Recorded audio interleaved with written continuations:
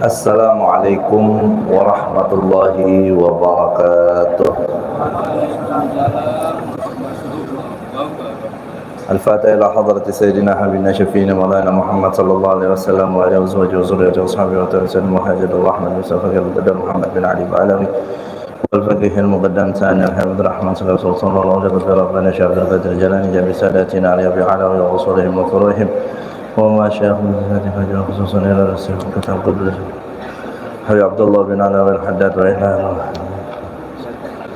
ربي سيما عبد الله بن عبد الرحمن وإلى رب سيد الولد والشافع على المصنع والشافع سيد الشافع سلم الله عليه كيف مزيد من خير ومن رحمة وفضل وإلى روح والدينا ووالديكم وأمواتنا وأمواتكم وأموات المسلمين جميعا الله يغفر لهم ويرحمهم ويزيد درجاتهم جنات البشر والرحمة والمغفرة ويجعل علينا من بركاتهم وأسرارهم وأنوارهم وعلومهم وفاتحهم ودادهم من ولا إلى حضرة النبي محمد صلى الله عليه وسلم الفاتحة. أعوذ بالله من الشيطان الرجيم. بسم الله الرحمن الرحيم. الحمد لله رب العالمين الرحمن الرحيم مالك يوم الدين إياك نعبد وإياك نستعين اهدنا الصراط المستقيم صراط الذين أنعمت عليهم غير المغضوب عليهم ولا الضالين رب اغفر لي ولوالدي آمين. بسم الله الرحمن الرحيم. الحمد لله رب العالمين وبه نستعين على أمور الدنيا والدين والصلاة والسلام على أشرف الأنبياء والمرسلين سيدنا وحبيبنا وشفيعنا وقرة أعيننا ومولانا محمد وعلى آله وصحبه وجنوده وأنصاره والتابعين وتابع التابعين ومن تبعهم بإحسان إلى يوم الدين. أما بعد سبحانك لا علم لنا إلا ما علمتنا إنك أنت العليم الحكيم. فرب اشرح لي صدري ويسر لي أمري واحلل عقدة من لساني يفقهوا قولي. اللهم ارزقنا فهم النبيين وحفظ المرسلين وإلهام الملائكة المقربين آمين يا رب العالمين.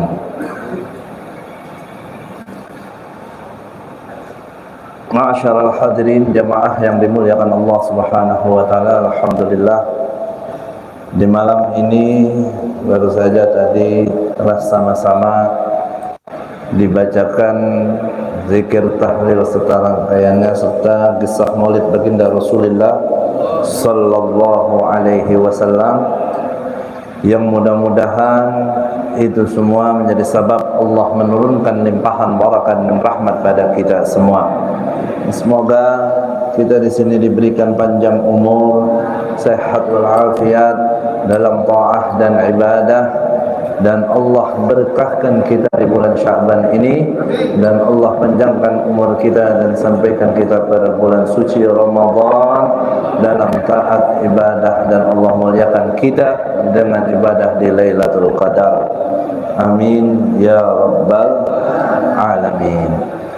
Ma'asyiral hadirin rahimakumullah, sebagaimana sama kita ketahui bahwa pada malam ini kita sekaligus mengadakan tawakufan sementara taklim rutin kita setiap malam Rabu di majelis taklim di Masjid Jami Al-Husna Az-Ziyadah, yang insyaallah kalau tidak salah ini tawakufan sementara kita yang ke-17 ya.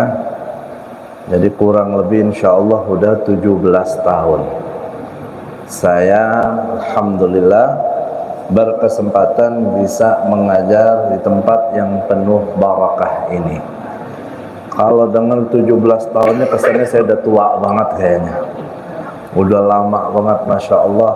Gembira atas anugerah yang Allah berikan kepada kita semua bisa istiqomah kita hadir dalam majlis ilmu, majlis yang mulia, majlis yang insyaallah diberkati dan diridhoi oleh Allah Subhanahu wa taala. Mudah-mudahan kenikmatan ini terus Allah berikan kepada kita sampai akhir hayat kita. Kita berharap semua nanti kelak husnul khatimah dengan kita menyandang status thalabul ilmi, para pencari ilmu. Karena kalau kita meninggal dalam keadaan mencari ilmu, maka ganjarannya kita mendapatkan pahala mati syahid. Jadi memang sudah biasa setiap di bulan Sya'ban menjelang bulan suci Ramadan kita tawakufkan pengajian kita yang insyaallah kembali kita buka nanti setelah hari raya Idul Fitri di bulan Syawal. Mudah-mudahan semua kita semuanya lengkap, masih ada umur, sehat walafiat. Habis lebaran kita kumpul lagi di majlis taklim ini di Masjid Jami' Al-Husna Az-Ziyadah yang penuh barakah. Amin ya rabbal alamin. Baik, ma'asyiral hadirin rahimakumullah. Ya. Seperti saya sampaikan kemarin, kita tuntaskan sedikit ini dari kitab Risalatul Mu'awanah tentang bulan suci Ramadan dan puasa.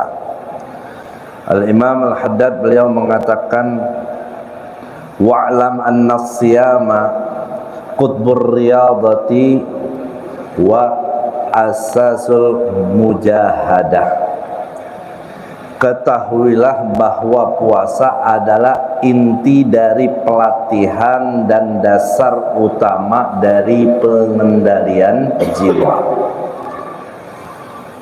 Waqad warada, dan disebutkan dalam hadis Nabi sallallahu alaihi wasallam tentang kedudukan puasa, annas-shauma nisfus sabri, bahwa puasa itu adalah setengah dari kesabaran.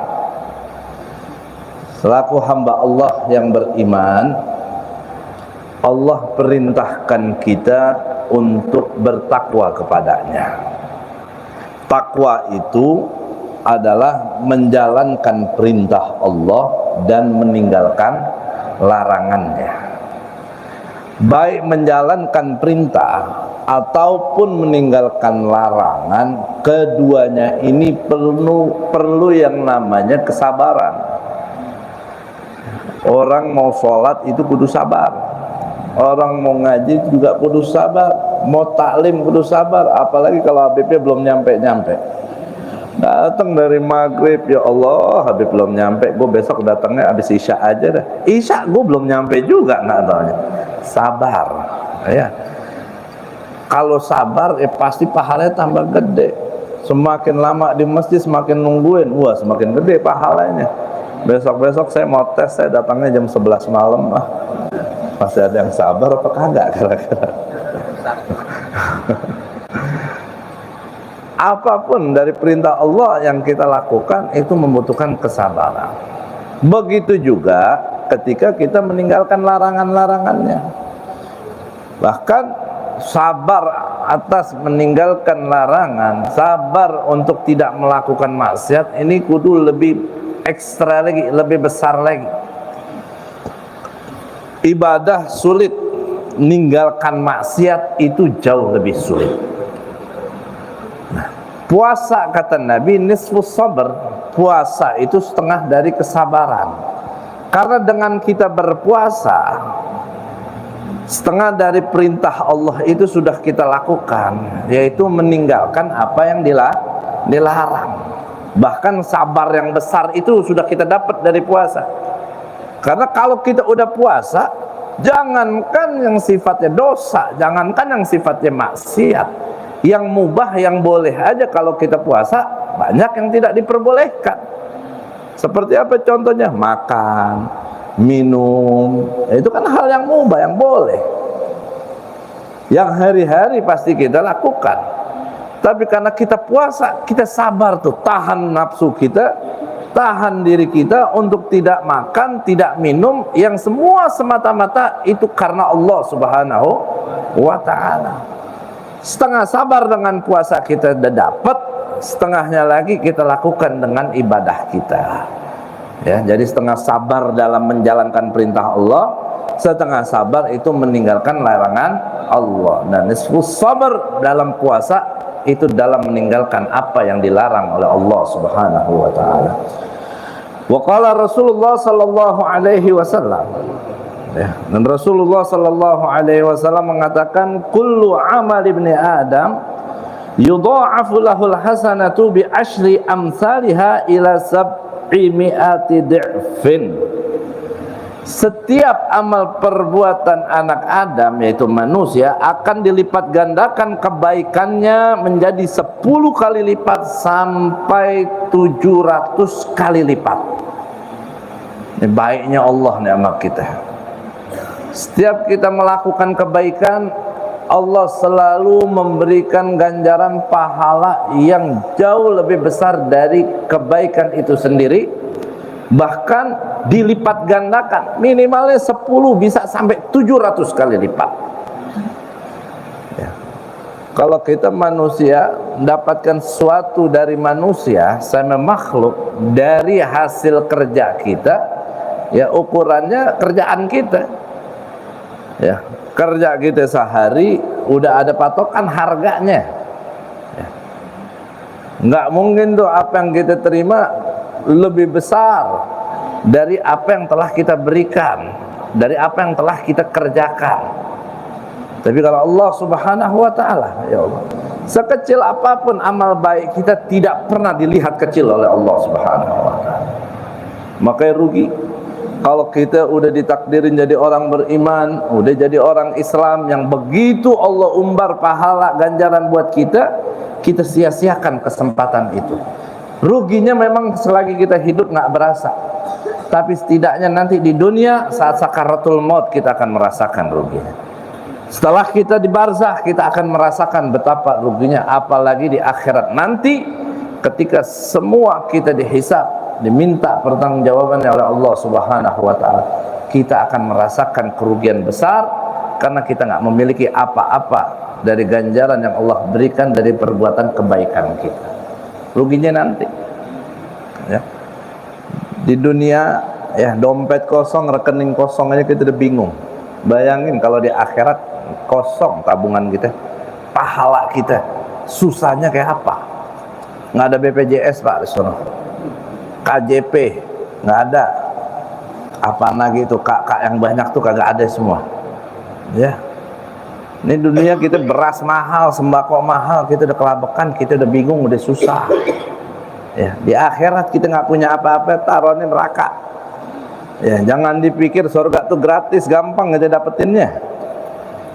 Banyak pahala aja nggak ada yang bisa jamin dirinya masuk surga, karena semua kita masuk surga dengan rahmat Allah. Tapi setidaknya amal baik inilah yang mengundang rahmat Allah kepada kita. Nah kalau kita kerjaannya maksiat, Allah udah mudahin kita beramal, Allah udah kasih ganjaran kita berlipat ganda, segitunya kita masih malas.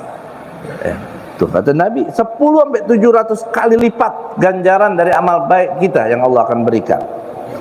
Illa siyam. Qala Allah Ta'ala, Allah Subhanahu wa ta'ala berkata, illa siyam, kecuali puasa. Dalam hadis qudsi Allah nyatakan apa? Fa innahu li wa ana ajzi bihi. Semua ibadah dilipat gandakan sampai 700. Kemudian kata Allah, kecuali puasa, sesungguhnya puasa itu dilakukan untukku dan aku sendiri yang akan memberikan ganjarannya. Yada'u syahwatahu wa ta'amahu wa syarabahu min ajli. Karena hamba tersebut telah meninggalkan keinginannya, nggak menuruti syahwatnya, dia menahan diri dari makan dan minum semata-mata karenaku. Ya. Ibadah yang lain pahalanya dibocorin sama Allah 10 sampai 700 kali lipat, kecuali ibadah puasa. Allah rahasiakan dan Allah turun tangan langsung yang akan memberikan ganjarannya. Nah, ini menunjukkan betapa besarnya pahala ibadah puasa. Nah, kalau ibadah wajib pahalanya besar, maka sebaliknya kalau tuh ibadah yang wajib ditinggalkan pun juga dosanya besar. Ya, satu hari puasa kita tinggalin di bulan Ramadan dengan sengaja, untuk nutup dosanya nggak cukup kita puasa setahun, satu kali aja puasa. Gimana kalau orang sampai berhari-hari nggak puasa, sampai bertahun-tahun tiap Ramadan nggak pernah puasa, udah segede apa, sebanyak apa itu dosanya. Maka alhamdulillah, nasyukurullah, ketika datang bulan suci Ramadan, bahkan dari sebelum Ramadan, di hati kita nih udah punya rasa senang, gembira mau datang bulan suci Ramadan, yang otomatis ketika kita ada di dalam bulan Ramadan, kita bukan juga merasa senang untuk menjalankan kewajiban kita. Kita senang, semangat untuk puasa, walaupun kita tahu puasa ini bukan suatu hal yang mudah. Tapi kalau di situ ada kesenangan, keinginan, dan rasa tanggung jawab kita selaku hamba Allah, bisa kita lalui. Enggak setiap orang Islam, ya, nggak usah kita bahas non muslim, nggak setiap orang Islam di hatinya nih girang datang bulan suci Ramadan, girang dalam hati dia bisa untuk nikmatin bulan itu untuk ibadah. Kalau pedagang insya Allah semua girang semua kalau bulan Ramadan, ya, ya. Karena di bulan Ramadan nih bukan cuma pahala doang dilipat gandain, rezeki juga. Bulan mana yang sebulan gajinya double kalau bukan bulan Ramadan? Ya, makanya kata Nabi, kalau seandainya umatku ini tahu betul apa keberkahan yang ada di bulan Ramadan, dia bakal berharap setahun semua bulannya Ramadan, nggak ada bulan yang lain. Ya, cuma hakikat bulan Ramadan itu seperti apa, kita banyak yang nggak mengetahuinya. Kita tahu bulan Ramadan ada gaji, ada THR aja, kita berharap besok ada THR lagi kek, besok lagi kek, pengennya tiap bulan ada. Itu baru urusan dunia, yang Allah kasih lebih daripada itu. Ya. Nggak tiap orang Islam tuh punya rasa senang, bahagia ketika dia mau masuk bulan suci Ramadan. Ketika itu ada di hati kita, bersyukur kepada Allah. Kita bisa puasa, menjalankan kewajiban. Yang nas'alullah al-afiyah, ketika orang tidak memiliki rasa itu, datang bulan Ramadan dia sulit, udah dosa, nggak senang lihat orang ibadah. Rata-rata orang nggak puasa tuh begitu. Ya. Orang-orang pada puasa, dirinya mau puasa nggak mau. Akhirnya kan ujung-ujungnya dia mau makan ribet, mau minum ribet, mau ini susah. Akhirnya timbul tuh, dia udah berbuat dosa, tambah lagi nggak senang lihat orang-orang yang ibadah, hancur dah hatinya. Tapi dikata kafir kagak mau, maunya tetap jadi orang Islam. Maka hidayah ini mahal. Ya, hidayah dari Allah Subhanahu wa taala itu mahal, nggak bisa kita cari, nggak bisa kita beli di mana-mana. Kalau itu udah Allah berikan kepada kita, yuk kita jaga, kita syukuri dengan selalu kita taat kepada Allah Subhanahu wa taala. Kemudian dilanjutkan di dalam hadis, dikatakan apa? Lis-shaimi farhatani. Buat orang ada dua kegembiraan. Farhatun inda fitrihi. Kegembiraan yang pertama ketika berbuka puasa. Wa farhatun inda liqa'i rabbih. Kegembiraan kedua ketika yang telah menghadap Tuhannya.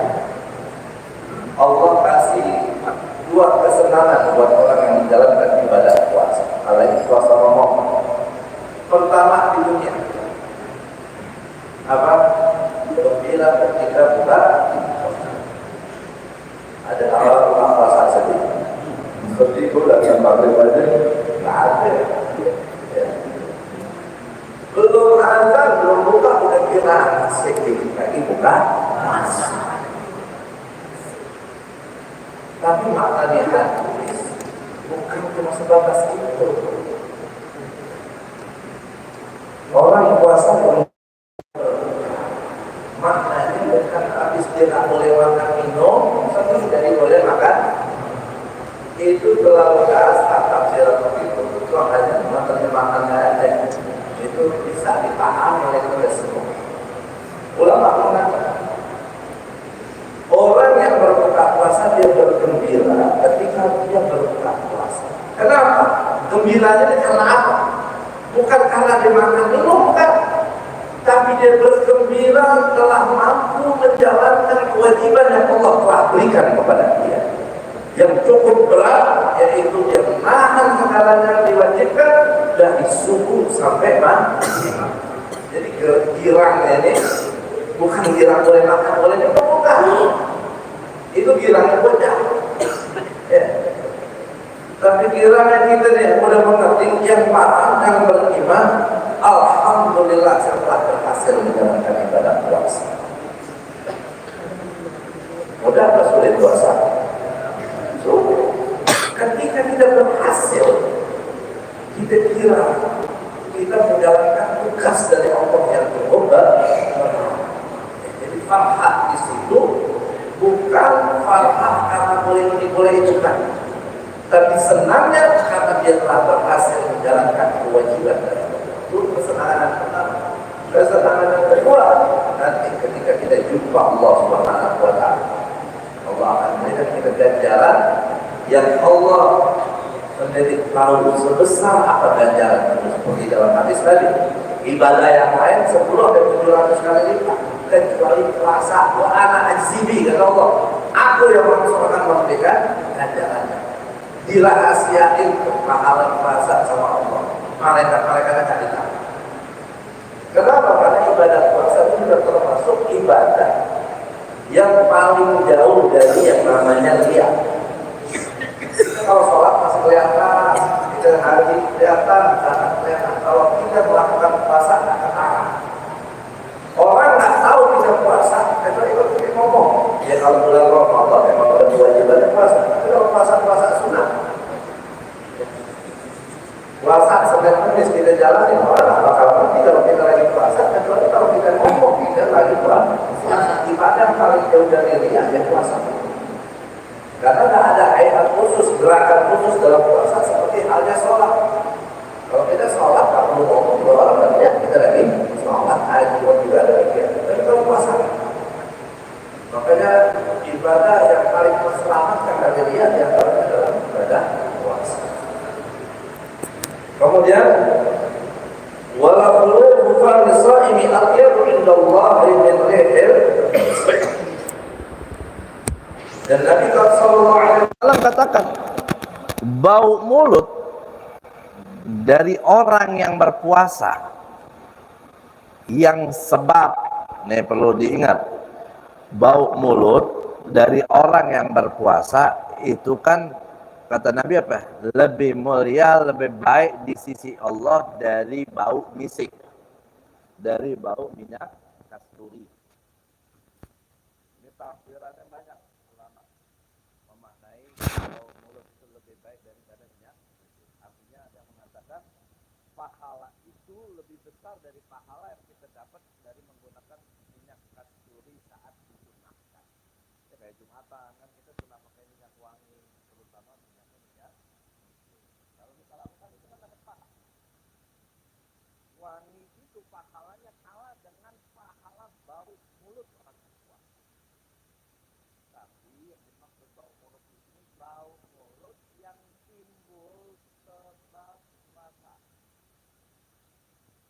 bukan bau gigong sebab error. Ya. Itu banyak bau mulut itu gara-gara begitu, saudara.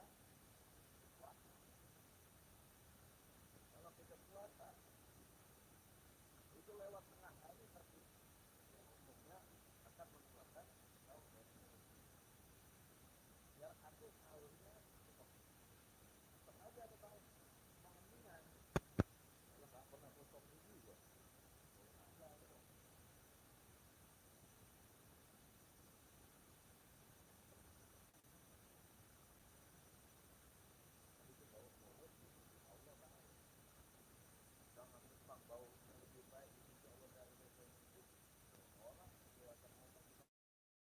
pakai tutup mulut, maka kita tahu diri. Ya, kalau kita berasa mulut kita lagi pada orang tidak enak, jangan dipandang oleh ngomong gitu aja, orang memang dosa. Kita tutup, dia nggak ganggu juga, dia tetap ada dan kita perhatiin. Nah ini bau mulut ini, dia menjadi mulia dari fisik di sisi Allah kalau memang sebabnya puasa, bukan karena sebabnya makan. Sahur makan jengkol, makan petai, karena gosok gigi, belum makan juga belum tahu mulutnya. Itu nggak lebih baik dari nihil fisik itu.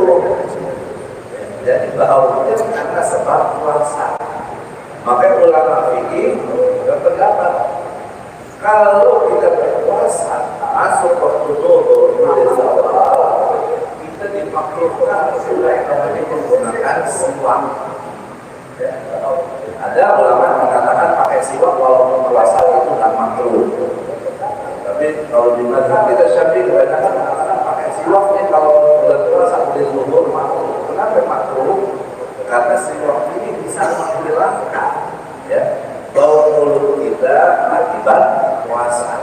Kalau lagi puasa mulutnya bau, ya, jangan pakai gosok gigi, ya, pakai siwak aja makruh. Apalagi kita gosok gigi pakai kotor, ya bau mulut kita bisa hilang semua. Kenapa? Karena itu menghilangkan akar daripada ibadah kita, bekas ibadah kita. Itu baunya kan timbulnya dari ibadah. Ada keutamaannya, ada fadilahnya. Sama halnya kalau kita habis wudu, habis itu lapang pakai anduk, itu bukan makruh. Sama halnya orang yang mati terbunuh dalam jihad fisabilillah, orang yang mati syahid dalam peperangan melawan orang-orang kafir, haram bahkan dimandikan. Jadi kuburan begitu aja dengan darah-darahnya. Kenapa? Walaupun darah itu kita lihat di muka bumi ini kotor, amis, bau, anjir, tapi nanti darah itu akan menjadi kebanggaan mereka di Allah ya. Dan di dunia mungkin baunya halus, tapi nanti di akhirat dia akan juga lebih wangi daripada minyak misik. Orang-orang yang mati syahid kan, ya dia mati di kawasan kubur begitu aja dengan darah-darahnya. Kalau kita mandi bahkan hukumnya bisa haram karena kita menghilangkan keutamaan dari dirinya. Jadi apapun ada bekas dari asal ibadah kita, apalagi kita dalam melangsungkan ibadah itu, jangan kita bersihkan. Biarin saja. Wudu basah, jangan dikeringin. Kecuali lagi meriah, sakit, cuaca dingin perlu kita keringin. Karena apa? Air wudu kita itu cahaya. Kalau kita waktu seakan-akan kita enggak dengan cahaya, enggak dengan pahala yang Allah berikan. Kita puasa, kalau kita ada baunya, kata Nabi Atyab di Allah mengenai ilmisik. Dia baunya lebih wangi di sisi Allah dari minyak misik. Kita gosok gigi seakan-akan apa? Tidak mau kita pertama itu. Makanya makruh kata ulama, kalau sudah waktu zawal sampai maghrib kita menggunakan siwak. Apalagi yang namanya gosok gigi. Kalau mau gosok gigi sebelum subuh, ya sebelum sahur atau setelah sahur. Allah yaqulu wa huwa yahdis sabil. Itu akhir dari bab puasa dalam kitab Risalatul Muhawalah kita. Nah, ini penting sekali apa yang disampaikan oleh Imam Haddad dari taklim kita 2-3 minggu lalu sampai kemarin. Mudah-mudahan kadang-kadang yang beliau ajarkan kepada kita bisa kita amalkan dan bisa kita terapkan semua.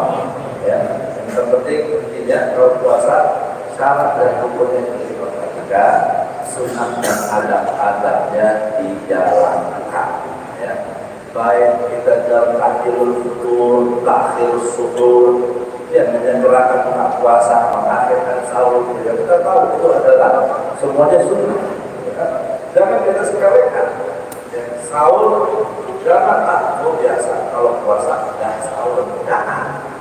Jadi puasa itu bukan ajang main kekuatan. Puasa ini bukan ajang main hebat-hebatan. Saharu kata Nabi, lain dari sahur, sahur kalian karena dalam sahur itu ada keberkahan, walaupun dengan seteguk air. Kadang orang mengambilkan sahurnya harus makan sepiring. Jadi minum seteguk air, jadi sahur mahal. Buka puasa Abdulnya pakai kurma, sahur pun juga tidak disunahkan makan kurma. Jadi kalau antum nggak makan nasi, ya, cuma minum air, ya udah, jadikan itu sebagai sahur antum. Jangan pakai dinafikan. Minum, habis itu ngomong, saya makan biasa sahur. Udah minum itu niatin sahur biar ada pahalanya. Jangan udah mengamalkan terus dinafikan amal itu dengan siapanya sendiri. Jadi kita berarti sahur itu harus makan sepiring 2 piring.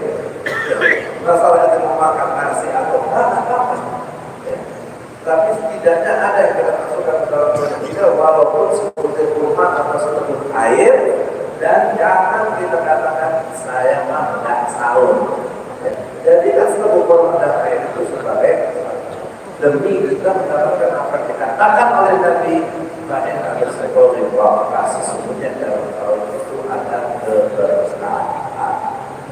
Nanti di malam pertama dari bulan Ramadan kita dianjurkan silakan untuk melakukan sholat sunnah 4 rakaat, sholat sunnah mutlak. Dan di luar sholat tarawih atau bisa kerjakan habis maghrib belum isya. Atau habis tarawih baru seperti juga nggak apa-apa. Kemudian di malam pertama dalam bulan Ramadan sholat 4 rakaat. Boleh 2 rakaat, 2 rakaat, boleh 4 rakaat sekaligus. Yang enak 2 rakaat, 2 rakaat, boleh sholat. Niatnya gimana? Usolli rakaatain lillahi ta'ala. Usolli rakaatain lillahi ta'ala. Kalau mau 2 rakaat, 2 rakaat, kalau 4 rakaat, usolli rakaatain lillahi ta'ala. Di rakaat pertama, kedua, ketiga, keempat. Setiap selesai membaca surat Al-Fatihah, baca 1 ayat dari surat Al-Fatihah. Inna fatahna laka fathan mubina. Jadi surat Al-Fatihah kita bagi 4. Ya, di Al-Quran itu seperti batas ayatnya kita cukup. Kita baca tuh. Perempat dari surat Al-Fatihah atau 1 ayat di setiap rakaat. Jadi 4 rakaat dari awal sampai akhir itu baca semua. Dan masalahnya insya Allah daripada mikirin gue nggak hafal surat tadi gue belum hafal. Kirain tidak di atas semua orang, asalnya bukan, ya kan? Kita apa belakangnya doang, jawab oleh itu ada ya. Kalau apa tak terlalu panjang, memang itu cuma 2 halaman saja. Kalau nggak apa, boleh pegang mushaf. Apalagi sekarang ya di handphone, ya aplikasi Al-Quran kan banyak. Kalau belum sholat, buka aplikasinya, siapin surat Al-Fatihah. Ya, jadi ketika kita sholat, membaca, kita tinggal baca. Jangan pakai baru nyali pas lagi sholat, pakai pola lagi HP-nya. Banyak dasar kalau buka-buka. Al-Fatihah gimana lagi ini ya? Siapin, jadi nggak banyak gerak. Atau pakai di HP-nya dengan Al-Quran dari mushaf, buka surat Al-Fatihah sampai ya, ketika ada kita buka. Kalau sampai kita nggak pandai, berarti kita nanti carinya. Surat jarang ketemu soalnya berbeda kayak Yasin. Kalau Yasin nggak cari ketemu juga. Ya Al-Fatihah mana tanda ini? Dan kalau kita mau duduk, yang pakai di sebelah kita ada kantor atau bangku atau meja ada taruh situ. Yang setidaknya kita nggak letakkan Al-Quran sampai ke tempat sujud kita, di mana tempat pijakan kaki. Ya, tetap jaga kemuliaan Al-Qurannya. Jadi nggak apa-apa megang Al-Quran, sholat sambil memegang Al-Quran atau sambil memegang mushaf. Ini ada ngamalin di malam pertama dari bulan Ramadan. Kasih tahu istrinya di rumah, kasih tahu anaknya di rumah. Ya, kalau berkaitan dengan itu, memakan panjangan boleh sampai ketemu Ramadan yang akan datang. Dalam taat ibadah, dalam kebaikan, dalam hidup Allah Subhanahu wa Ta'ala. Jadi panjang umur itu terbaik. Setiap tahun, insya Allah kita ketemu Ramadan. Itu Ramadan akan menjadi lebih baik dari Ramadan sebelumnya. Kita kan udah kali-kali nih ketemu Ramadan. kita harus introspeksi diri kita. Ini Ramadan sekarang atau ini apa yang kemarin mengingatkan, Ramadan kemarin apa seminggu pertama belum apa-apa. Ini alhamdulillah udah 2 juz lagi berarti kan bagus. Ya, Ramadan kemarin kan nggak hatam sama sekali, kalau ini belum hatam. Malah dimakan sekali, kalau ini dapat 2 kali, berarti kan lebih baik dari yang itu. Nah itu kita minta. Dan Allah jadikan kita hamba Allah yang rabih. Hamba Allah yang rabih itu apa? Harinya lebih baik dari sebelumnya.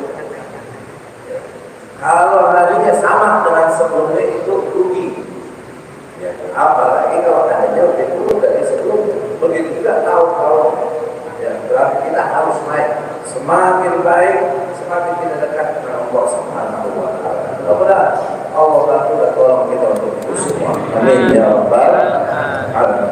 Hadirin rahimahullah, ya, kesempatan ini saya pribadi mohon maaf, minta ridho kepada semua atas segala kesalahan kesilapan saya.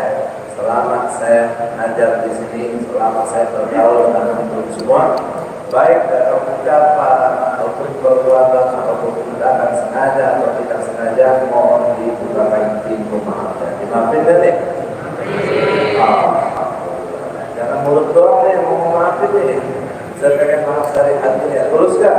Terus. Semua ada salah mulut. Banyak. Pokoknya apa nanti ada kesalahan lo maafin. Ya kalau maafin suka menang memang borong ada. Ya maafin ada yang soal. Kalau terus tidak, saya berusaha dia nggak berhasil. Ya udah turun, mulai montok. Bahkan turun 1 kilo, naik 3 kilo, kasih mandi. Apalagi kalau beliau tetap mengajar, ya Allah, nggak pengen makan kita makan nggak. Selalu setia dengan Allah. Jadi kita tahu beliau sebagai khalifah dari Abuya Zaidi. Ya, untuk semua tahu gimana Abuya Zaidi, royalnya, dermawannya, baiknya, perhatiannya, dia aman muridnya, aman masyarakat, aman ulama. Beliau contoh tidak orang tua. Ya mudah-mudahan beliau bisa betul menjadi khalifah dari ayahnya dari anak yang dibanggakan oleh orang tuanya. Amin ya rabbal alamin. Dan juga kalau mungkin untuk ada kecelakaan, kesalahan, baik sengaja atau nggak sengaja, saya tahu atau saya nggak tahu, ya nggak usah dikasih tahu pokoknya. Ya mungkin belakang karena karena ngomongin sebelum minta maaf, saya udah maafin semua. Ya, harapan kita semua kita biar dimaafin sama Allah. Belum masuk bulan Ramadan, semoga dosa kita sudah disucikan sama Allah. Masuk bulan suci, semoga semua dosa kita juga sudah suci dari kotoran dan dosa. Terus untuk jaga kesucian kita sampai akhir hayat kita. Mudah-mudahan semua kita husnul khatimah. Amin ya rabbal alamin. Terakhir kita baca doa dan doa maulid.